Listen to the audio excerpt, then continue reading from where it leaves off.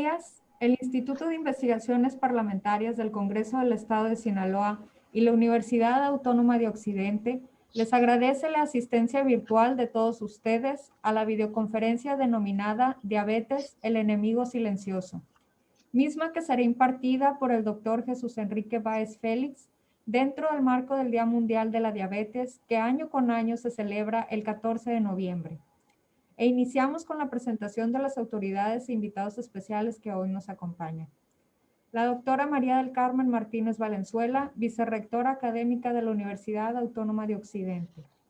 Doctora Sonia Escalante López, directora del Instituto de Investigaciones Parlamentarias del Congreso del Estado de Sinaloa.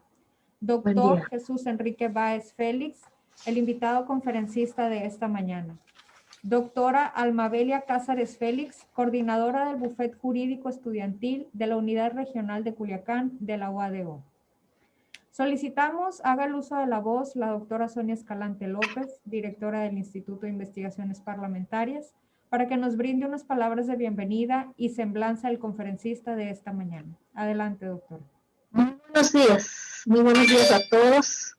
Mucho agradecemos la presencia virtual de cada uno de ustedes, de las personas que están a través de Facebook Live, del Honorable Congreso del Estado y de la plataforma Zoom, en este caso, los que estamos aquí presentes, a la videoconferencia Diabetes, el enemigo silencioso, que hoy disertará el doctor Jesús Enrique Báez Félix, a quien agradecemos haya aceptado la invitación que le formulamos para que nos ilustre sobre el padecimiento de la diabetes, que en nuestro país desde el año 2000 se ha convertido en la primera causa de muerte entre las mujeres y la segunda entre los varones.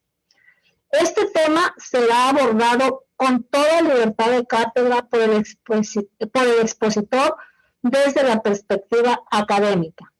Así lo hemos hecho en cada uno de los eventos que hemos transmitido a través, precisamente como ya les mencioné, de las plataformas digitales Zoom y Facebook Live, bajo el convenio marco de colaboración académica suscrito el 9 de septiembre del año 2019 entre el Congreso del Estado de Sinaloa y la Universidad Autónoma de Occidente. Lo anterior es posible porque tenemos el apoyo de la diputada Graciela Domínguez Nava, presidenta de la Junta de Coordinación Política, de la diputada Roxana Rubio Valdés, presidenta de la mesa directiva, y el ingeniero José Antonio Ríos Rojo, secretario general del Congreso del Estado de Sinaloa. Pero además tenemos el respaldo de la doctora Silvia Paz Díaz Camacho, rectora de la Universidad de Occidente, de la doctora María del Carmen Martínez Valenzuela, vicerrectora académica de la Universidad Autónoma de Occidente, y de la maestra Almabelia Cázares Félix, coordinadora del Bufete Jurídico Estudiantil de la Unidad Regional de Culiacán de la Universidad Autónoma de Occidente.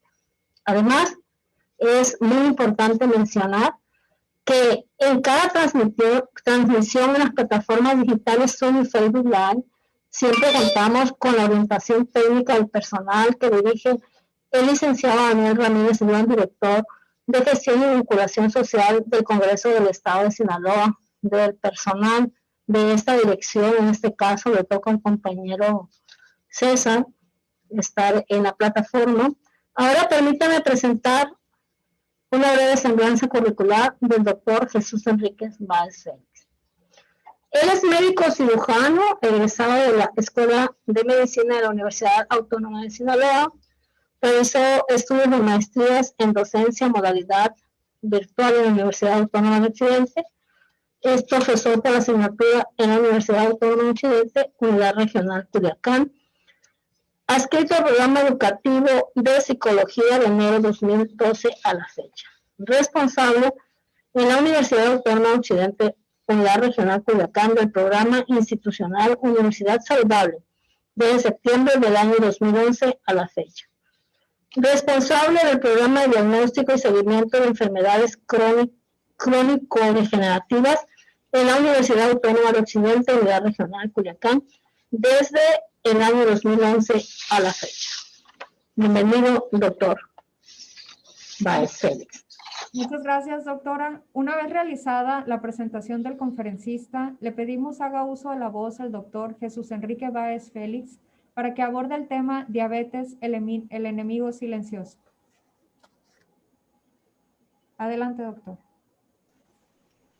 Bueno, pues muchísimas gracias. En primer lugar, pues por la invitación. Créanme que pues un gran compromiso de estar con ustedes en este instante. Y pues voy a proceder a compartir las láminas.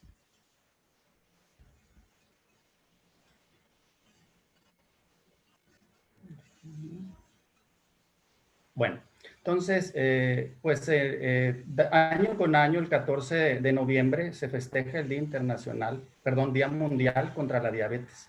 Sí, y ahora pues nos tocó un fin de semana, no pudimos conmemorarlo pues ese día, pero en alusión a esa fecha pues vamos a abordar este tema que es de suma importancia y que tiene un impacto en la salud y en lo económico pues de una manera muy, muy trascendental. Entonces, la conferencia la denominé Diabetes, el enemigo silencioso. ¿Por qué?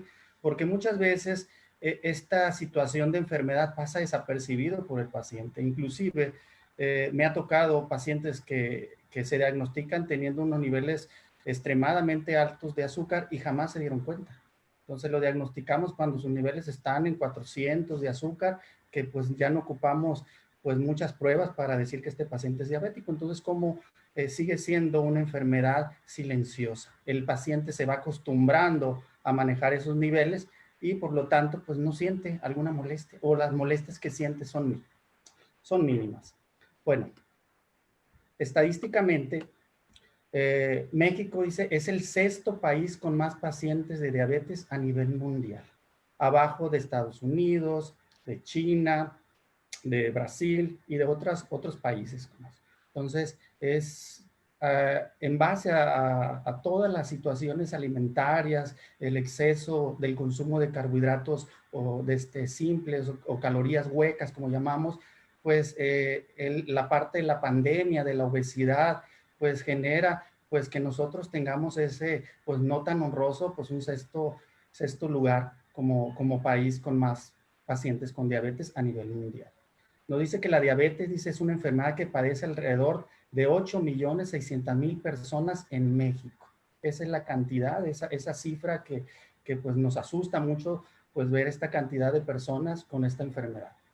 Dice, la diabetes fue la segunda causa de muerte a nivel nacional en el 2019, pues cobró la vida de 104.354 personas, de las cuales 51.700 fueron hombres y 52.643 mujeres en este país. Aquí la primera causa de muerte en nuestro país sigue siendo las enfermedades isquémicas coronarias o las enfermedades cardíacas, y pues en un segundo de este lugar pues encontramos a la diabetes, ¿sí? Y esto es según la encuesta nacional de salud y nutrición del 2018. También nos dice que hay alrededor de 26.578 niños de 0 a 19 años con diabetes tipo 1 en México. Y estas cifras pues son alarmantes porque si bien conocemos, ahorita lo vamos a ahondar un poquito, la situación de este tipo de enfermedades en niños tipo 1 pues generan pues un desgaste económico, emocional, porque a muy temprana edad pues encontramos este tipo de padecimientos pues en gente relativamente joven. Y aquí la cifra más interesante y más alarmante dice, hay 4.949.000 adultos, dice, en el país que tienen diabetes sin diagnosticar. Sí, eso es algo que muchas veces nosotros como médicos nos asusta, porque muchos de estos pacientes que no se diagnostican de una manera temprana, pues empiezan a tener complicaciones a raíz de estos elevados niveles de azúcar en sangre, ¿sí? Y nos dice que en promedio cada persona con diabetes en México debe destinar un gasto sanitario anual de 27.108 pesos.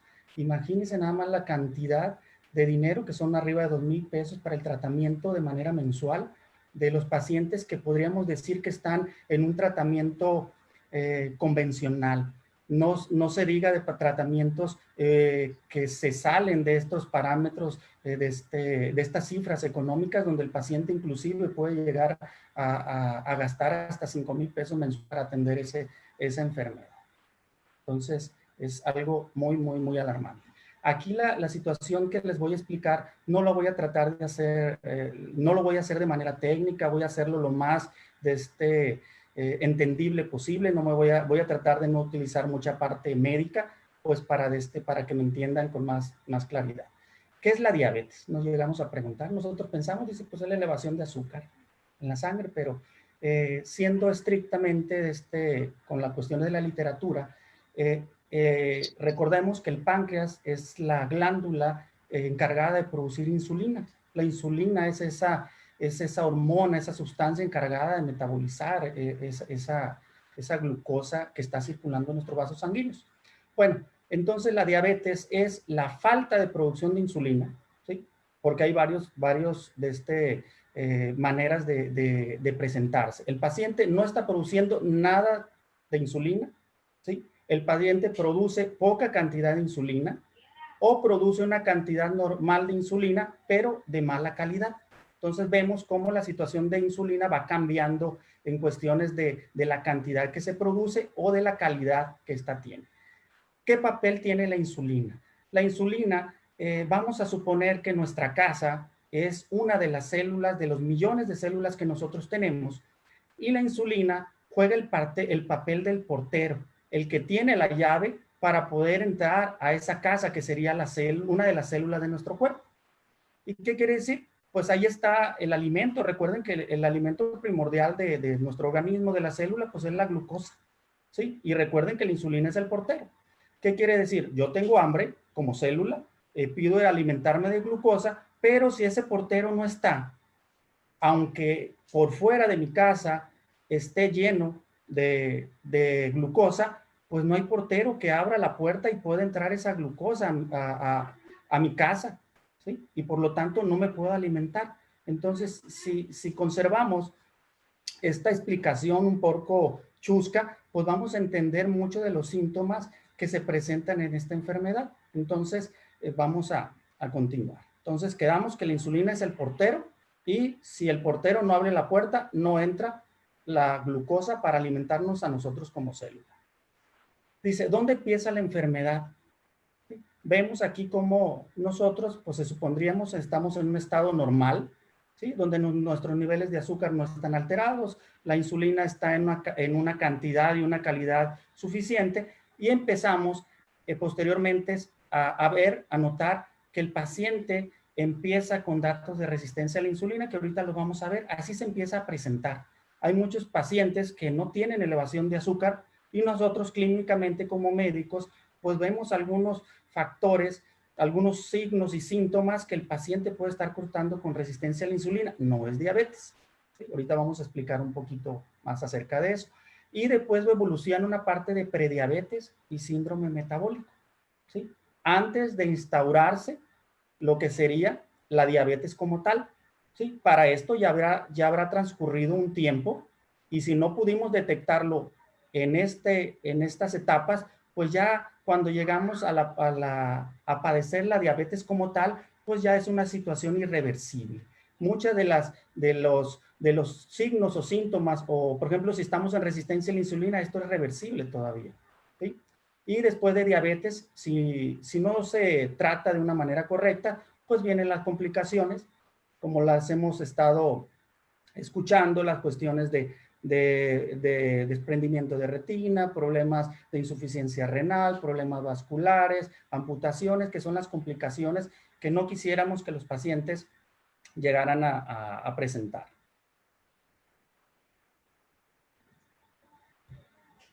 ¿Cómo se manifiesta la diabetes? Dice, por lo general en personas adultas mayores de 40 años, los síntomas son menores. Se nos ha dicho, por ejemplo, que después de los 40, ya sea hipertensión y de diabetes, pues ya no nos da de una manera tan grave como en etapas tempranas. Abajo de los 40 años, siempre este tipo de enfermedades, pues son con una evolución más drástica y con mayor complicaciones, ¿sí? Entonces quedamos en personas arriba de 40 años, los síntomas son menores. En personas jóvenes los síntomas son mayores, ¿sí? En personas que tienen desde los 2 hasta los 19 años que podemos diagnosticarlos con una diabetes tipo 1, que ahorita vamos a andar en el tema, pues los síntomas son un poquito más graves. Y se le conoce a la enfermedad, dice, como la enfermedad de las 4 P, poliuria. Si nos vamos a la alusión de lo que les comenté anteriormente, de que la insulina es como el portero que abre la puerta, bueno, vamos a retomar eso. Y la poliuria es, ya traducido, es esa parte de que el paciente cuando tiene diabetes, pues tiene que ir a orinar muchas veces, tiene que ir a orinar muchas veces al día, ¿sí? Entonces, de hecho, es uno de los síntomas que nosotros preguntamos al paciente. ¿Cuántas veces se levanta a orinar en la noche? Nos dice 3, 4, 5 veces. Bueno, es un síntoma de que el paciente pudiera estar cursando con diabetes. La poliuria se da, ¿por qué? Porque el exceso de azúcar que está circulando en nuestros vasos sanguíneos, ¿sí? Recuerden que no puede entrar a la célula porque el portero no está y se queda esa glucosa circulando en los vasos sanguíneos y no puede permanecer por siempre en los vasos sanguíneos. Tiene que ser eliminada por alguna vía, que en este caso es el riñón. Y el riñón, pues no puede sacar la glucosa en forma de granos, por decir así, y tiene que sacar esa cantidad de azúcar diluida en agua. Entonces, por eso es que el paciente, a mayor concentración de azúcar, mayor cantidad de agua necesitará para poder excretar esa glucosa junto con la orina. ¿Sí? Entonces, por eso es que el paciente pues orina muchas veces. Aquí la polifagia es que el paciente le da mucha hambre, ¿sí? Y si retomamos en que el portero no está abriendo la puerta para que nosotros como célula nos alimentemos, pues ¿qué hago yo? Célula, tengo hambre, pues le mando al cerebro la información, ¿sabes qué? Pues tengo hambre, mándame de comer. Entonces, es a lo que al individuo o al paciente lo incita a seguir comiendo, porque a final de cuentas, sus vasos sanguíneos están llenos de glucosa, pero esa glucosa no está llegando a la célula donde realmente se ocupa. Y esa célula pues carece de esa energía necesaria. Por eso es que el paciente pues come varias veces al día tratando de que esa glucosa pues entre a la célula. La polidipsia no es otra cosa más que el exceso de consumo de agua. ¿Y por qué está dado? Recuerden que para poder sacar esa cantidad excesiva de glucosa por el riñón tiene que ir diluida en agua. A mayor cantidad de azúcar, mayor cantidad de agua necesita para poder excretarse. Entonces el individuo pues empieza a deshidratarse y ahí nuestro organismo lo compensa tratando de que el individuo o el paciente consuma mayor cantidad de agua. Y por último, la pérdida de peso. La pérdida de peso, si lo han escuchado en algunos pacientes, dicen, es que yo estoy adelgazando y no estoy haciendo dieta. Uy, qué bueno, dice, no, o aguas con esto porque el que el paciente adelgace sin dieta no es otra cosa más que una complicación que pudiera ser una diabetes. ¿Sí? ¿Por qué? ¿Por qué sucede esto? Recuerden que nuestra célula, pues no hay portero, no puede entrar la glucosa, no puede tener energía, busca la manera, otras alternativas de energía como es el metabolismo de la grasa, y entonces el paciente empieza a perder grasa, empieza a bajar de peso sin estar a dieta. Ojo con eso. Entonces, tratamos de resumir estas 4 P de una manera entendible y pues igual manera cualquier duda, pues ahorita en las cuestiones de dudas y preguntas, pues ya me las hacen saber. Y si vimos anteriormente, los primeros datos que se empiezan a presentar es esa tan llamada resistencia a la insulina. ¿Y qué es? ¿Qué es la resistencia a la insulina? La resistencia a la insulina no es otra cosa más que para que nuestro organismo mantenga niveles normales de glucosa, ¿sí? Tiene que utilizar una cantidad mayor de insulina. ¿Qué quiere decir? Un ejemplo. Supongamos un paciente que no tiene resistencia a la insulina y otro que lo tiene. Los dos tienen niveles de glucosa en ayuno abajo, bueno, 90 los dos, así exactito 90. El que no tiene resistencia a la insulina tendrá una insulina dentro de parámetros normales, ¿sí? Y cuando el paciente tiene resistencia a la insulina, esos niveles de insulina aumentan.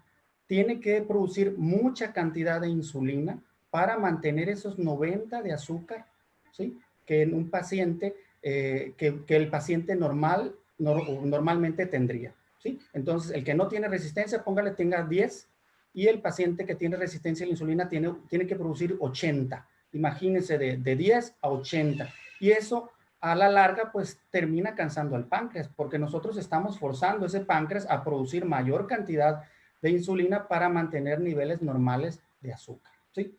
Y aquí es una situación muy importante porque esto lo vamos a ver desde las primarias. Esa parte que en el cuello, en la parte posterior, vemos que el niño o esa adolescente, inclusive personas ya adultas, tienen esa coloración parda por detrás en la nuca, esa coloración como terrosa, como si no se tallaran bien, como si les hiciera falta ahí pasarse el estropajo, que muchas mamás lo hacen. Pues esos datos son importantes porque pudiera estar cursando con una resistencia a la insulina. La pigmentación que se presenta en esos pacientes es porque el exceso de insulina interactúa con la melanina. Si la melanina, recuerdan, es lo que nos da el pigmento a la piel. Entonces, a mayor cantidad de insulina, hay interacción con la melanina y nos da esa pigmentación que es en el cuello, axilas, la ingle. Entonces, es importante sobre todo hacer una detección temprana porque en niños me ha tocado hacer diagnóstico y al hacerlo de una manera temprana, limitamos muchos problemas que tienen que ver con fertilidad. Unas de las causas de la poliquistosis ovárica o los quistes en los ovarios viene siendo la resistencia a la insulina. ¿Sí? Entonces, es algo que más en la mujer, hay que tomar en cuenta porque pudieran estar cursando por resistencia a la insulina que no se han dado cuenta y tener quistes en los ovarios que los está tratando el médico, pero está tratando los quistes como un síntoma. No está tratando la resistencia a la insulina como la enfermedad que lo está produciendo. Y aquí es muy importante saber esta parte. Todos los diabéticos tienen resistencia a la insulina por la fisiología de su enfermedad, pero no todos los que tienen resistencia a la insulina son diabéticos. ¿Sí? Porque muchas veces pensamos en resistencia a la insulina y decimos, este paciente es diabético. No. La situación aquí de resistencia a la insulina es importante detectarla a tiempo porque es reversible. Ya que cambia de resistencia a la insulina a un problema de diabetes, ya eso se vuelve irreversible. De aquí la importancia de poderla diagnosticar en sus formas tempranas.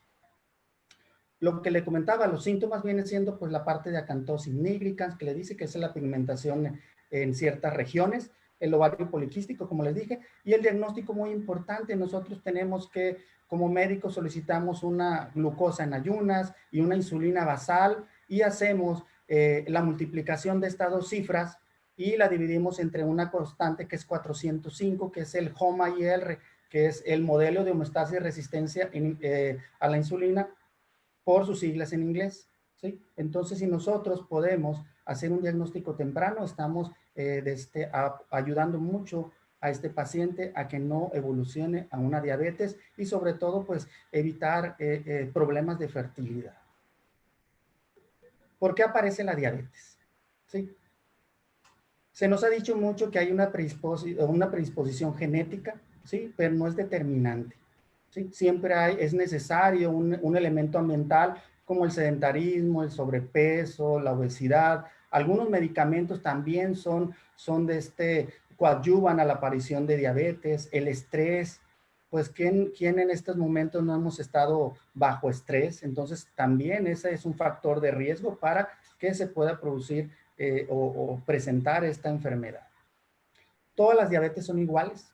Pues no. La diabetes tipo 1 sí lo vemos en gente joven y esto es nada más que la falta de producción de insulina por el páncreas. No produce nada de insulina y esto es ocasionado por la destrucción de esas células productoras de insulina que están en el páncreas por nuestro sistema inmunológico. Por alguna situación, nuestro sistema inmunológico detecta como extrañas esas células productoras de insulina en el páncreas y las destruye. Entonces, es una situación que el paciente con diabetes tipo 1 presenta, no hay producción de insulina. Ojo, aquí es muy importante nosotros como papás, ¿sí? O futuros papás, si nosotros vemos o estamos desde que nuestro niño de 5 años o de la edad que fuera se está levantando muchas veces a orinar por la noche o lo están viendo muchas veces al día, pues hay que poner cartas en el asunto porque puede estar cursando con una diabetes tipo 1 y es importante. La mayor parte de los diagnósticos que se hacen de diabetes tipo 1 es en hospital, cuando el paciente ya ingresa por un coma diabético a la edad que pues a esta edad temprana que se presenta en los niños. Entonces, sí es importante poder hacer un diagnóstico temprano. Es difícil, pero poniendo atención sobre todo a nuestros hijos, podemos detectarlo de una manera temprana sin necesidad que se presenten complicaciones que pueden causar la muerte en este tipo de pacientes. El de diabetes tipo 2, como mencionamos, es la baja producción de insulina o la producción de cantidades normales, pero de mala calidad, ¿sí? Entonces, esto es por alteración de las mismas células del páncreas. Está produciendo insulina. La diferencia es que diabetes tipo 2 sí hay producción de insulina. A lo mejor en poca cantidad, pero sí hay. Entonces, en este tipo de pacientes, pues nosotros pues damos algunos medicamentos que van a aumentar la producción de insulina, la dieta, el ejercicio, que es muy, muy importante para poder tener el control de este tipo de enfermedades.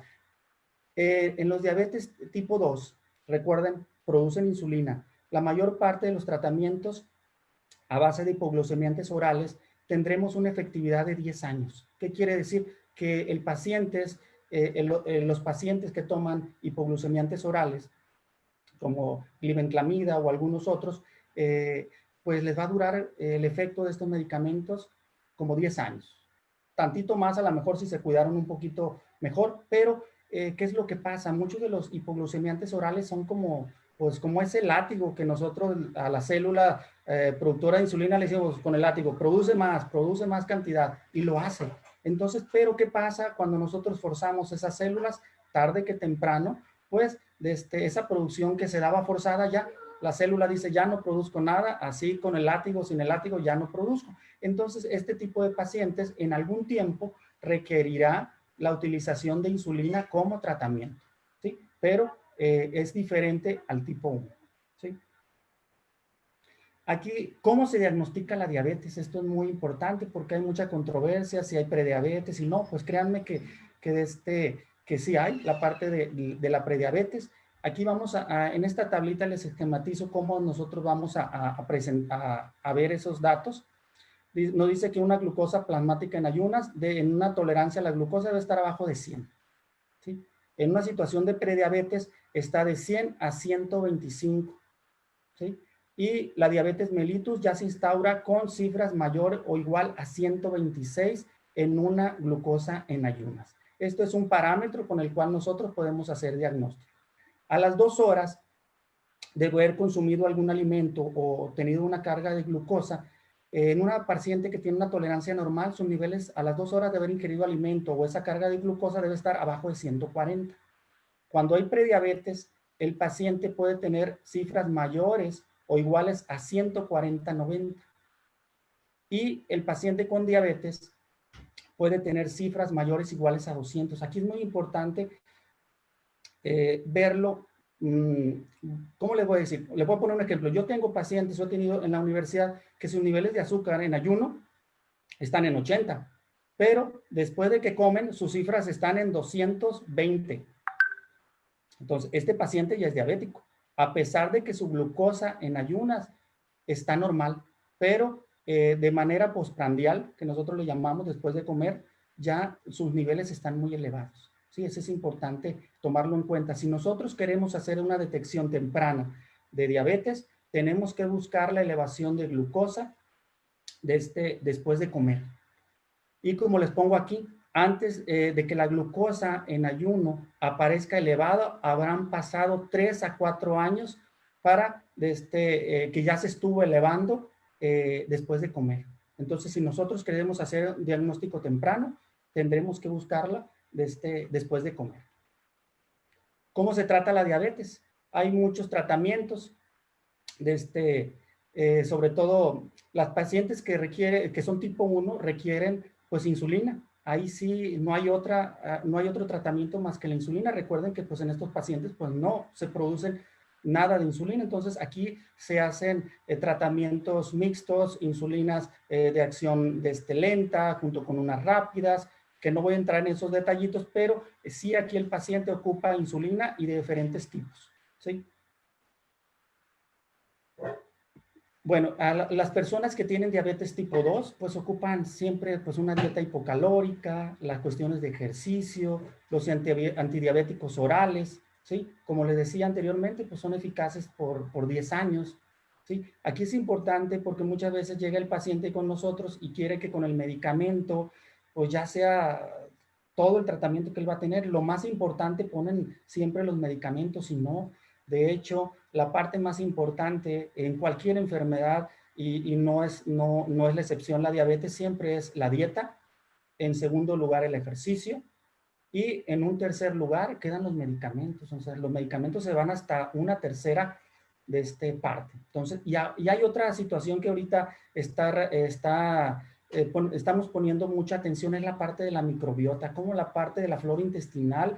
Si la pudiéramos poner al inicio, ella sería, en vez de la alimentación, sería la microbiota que tenemos nosotros en nuestro intestino, la flora intestinal que llamamos, ¿sí? Entonces, como un aspecto muy importante. Las personas diabéticas pueden hacer ejercicio. Sí, sí pueden hacer ejercicio y lo deben hacer. La única contraindicación que nosotros como médicos le damos al paciente es que sus niveles, cuando están arriba de 250 miligramos por decilitro, el paciente no puede hacer ejercicio. Recuerden que si nosotros a este paciente hace ejercicio, nosotros se lo indicamos con estos niveles, el paciente lo podemos generar un problema mayor mandando al hospital por digerir o consumir mucha energía a base de grasas. Entonces el paciente podemos ocasionar una cetoacidosis diabética. Entonces el ejercicio sí está indicado igual que la dieta, pero solamente cuando los niveles de glucosa están por debajo de 250 podemos un ejercicio. Los antidiabéticos orales, así no voy a entrar mucho en detalle, pueden ser de muchas maneras.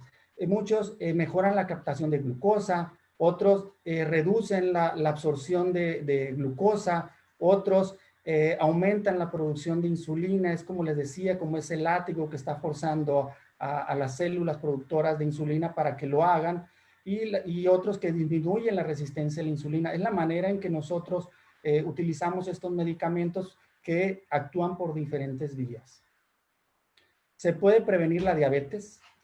La diabetes tipo 1 no puede prevenirse, ¿sí? Porque es una situación que se presenta por algún trastorno de nuestro sistema inmunológico que se da secundario muchas veces a una infección viral, ¿sí? En donde el sistema inmune pues destruye esas células, como les comentaba, productoras de insulina. El ejercicio físico, dice, la disminución de la ingesta calórica y algunos fármacos pueden retrasar la aparición de la diabetes tipo 2. Entonces, esa es la parte que sí nosotros podemos prevenir en diabetes tipo 2.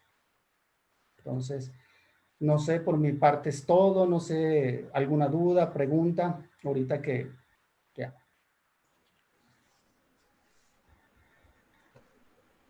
Muchas gracias, doctor. Para la sesión de preguntas y respuestas, le pido haga el uso de la voz la doctora Almabelia Cáceres Félix, quien fungirá como moderadora de esta fase. Adelante, doctora. Sí, muchísimas gracias, Julie Ruiz, a la maestra Julie Ruiz, a la doctora Sion Escalante. Gracias al doctor Weiss por estar aquí como ponente, conferencista en este tema tan importante. Vamos a iniciar con las felicitaciones y algunas preguntas por los tiempos. Vamos a agilizar. Bueno, aquí lo felicita al doctor Palazuelo, felicidad al doctor Weiss por su buena disertación. Araceli Padilla, felicito al expositor, información muy clara. Le doy felicitaciones y entro con las preguntas, doctor. Arnoldo Loera dice, comenta también, excelente decisión al realizar este evento, ya que la diabetes es una enfermedad que va acabando poco a poco el organismo. Aquí hacen una pregunta: ¿desde qué edad estadísticamente empiezan los niños con la diabetes? Esa es una pregunta, doctor. En los niños, la diabetes tipo 1 se puede presentar a cualquier edad. No hay una edad en específico, entonces lo podemos encontrar a cualquier edad. Es más frecuente a partir de 2 años en adelante, pero como les comentaba, aquí las cuestiones del diagnóstico es lo más importante para poderlo detectar a tiempo. Entonces no hay una edad específica para que se presente la diabetes tipo 1. Ok, muchísimas gracias, doctor. Seguimos con la siguiente pregunta. Lupita Peña, ¿sí podría decir los síntomas frecuentes de la diabetes en las personas, doctor? Es como les mencionaba, son las enfermedades de las 4P, el que el paciente vaya a orinar muchas veces en la noche, que le dé mucha sed, que le dé mucha hambre, o sobre todo que esté bajando de peso sin hacer dieta. ¿Sí? Entonces, muchas veces el paciente se siente contento de que está bajando sin dieta, no, aguas, probablemente esté cursando con esa diabetes. Entonces, es de la enfermedad de las 4P. Muy bien. Siguiente pregunta. Carlos Eduardo Aceves dice: excelente exposición, las frutas como el mango, las uvas, etcétera. ¿Deben ser evitadas para los diabéticos, doctor Weiss? Sí, de hecho se evitan por la gran cantidad de glucosa que tiene. Lo podrá consumir el paciente, pues no de manera frecuente y sobre todo que no estén las frutas muy maduras, porque aumenta la concentración de los azúcares. Entonces, si el paciente está controlado, se puede dar un gusto, puede consumir un pedazo de pastel, frutas, no hay problema, siempre y cuando el paciente tenga un control óptimo de su diabetes. Muy bien. La siguiente pregunta. Teresita León: ¿por qué las células se hacen resistentes a la insulina, doctor Weiss? No les podría dar una explicación así específica fisiológicamente qué sucede, pero volvemos a que simplemente pues ocupa mayor cantidad de insulina para mantener niveles normales de azúcar. La explicación fisiológica no se las podría esquematizar así a grosso modo. Ok, vamos a cerrar. Muchas felicitaciones, doctor, por parte de Facebook Live. Muchas preguntas. Si gusta a usted al rato les da respuesta. Hay demasiadas. Muchas felicitaciones. Por los tiempos, hay muchas. Hacemos normalmente 4 o 5 preguntas y felicitaciones. Hay muchas también para el doctor. Cerramos con esta pregunta donde dice Dora Leticia pregunta: ¿Puedo fortalecer la flora intestinal como prevención en los niños? Sí, de hecho, lo podemos hacer. Normalmente nosotros utilizamos algunas levaduras, ¿sí? Utilizamos por tratamiento en pulsos, que es 1 semana, descansamos 3, la damos primero 10 días de un mes, descansamos 20, volvemos a dar, y otra vez por 3 meses. Posteriormente podemos fortalecerlo con la parte de bacterias, la parte del jocoque que la mamá nos hacía, esa parte natural. Podemos fortalecer esa flora intestinal y sobre todo tratando de no utilizar antibióticos de una manera, ¿qué le puedo decir? Muy frecuente, porque son de las primeras sustancias que destruyen la flora intestinal. Por ejemplo, las tetraciclinas inclusive puede durar hasta 2 años en volverse a repoblar o a quedar la flora intestinal como estaba. Por eso siempre se aconseja utilizar junto con el antibiótico algunas levaduras. Pues les voy a poner el comercial, la parte de Floratil que nosotros utilizamos, pues como coadyuvante en que no se destruya tanta flora intestinal por el antibiótico. Muy bien, muchísimas gracias. Yo creo que lo vamos a cerrar ahorita en preguntas y respuestas, y las felicitaciones ya se las hago también llegar al doctor. Cierro yo aquí. Muchas gracias. Excelente disertación del doctor Weiss, como siempre, y muchas gracias. Gracias, doctora Alma. Le solicitamos a la doctora María del Carmen Martínez Valenzuela, vicerrectora académica de la Universidad Autónoma de Occidente, nos dirija un mensaje y dé clausura, asimismo también lectura de reconocimiento al conferencista de esta mañana. Adelante, doctora. Muy buenos días. De verdad que es muy grato, en nombre de la doctora Silvia Paz Díaz Camacho, rectora de la Universidad Autónoma de Occidente, saludarles esta mañana, y particularmente a la doctora Sonia Escalante. Gracias por siempre su bonomía de permitirnos este enlace y que dignamente usted representa al Congreso del Estado y nos permite que este convenio firmado con anterioridad no sea solo letra muerta. Y hoy somos testigos justamente de un evento extraordinario, porque hablar de diabetes y escucharlo a través de un compañero lince, el doctor Báez, a quien le reitero mi cariño y mi respeto, es un doctor que es sumamente apreciado dentro de nuestra institución, y además la forma en que condujo esta disertación. Lo felicito, doctor, el tema es sumamente vanguardista, hoy por hoy tomó una connotación mayor, cuando vemos que es una de las comorbilidades que está causando tanto daño asociado a esta enfermedad del COVID-19. Muchas gracias por su brillante participación. Es un honor, me digo, escucharlo. Y también agradezco a la maestra Julie y a la doctora Almabelia por el apoyo constante que nos dan para la realización de estos eventos. Entonces, verdaderamente es muy gratificante poder haber sido parte de esta charla tan importante, doctor.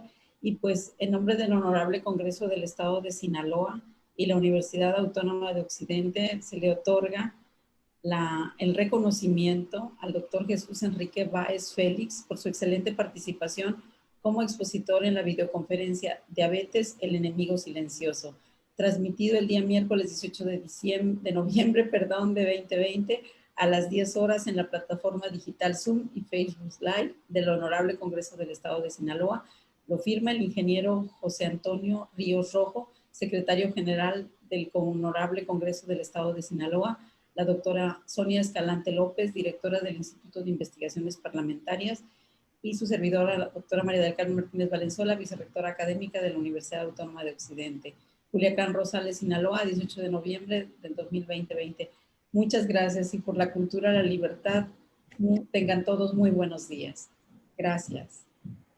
Gracias. Buenos días. Gracias a todos por habernos acompañado el día de hoy a este evento. Que pasen todos muy buen día. Muchas gracias. Hasta Buenos pronto.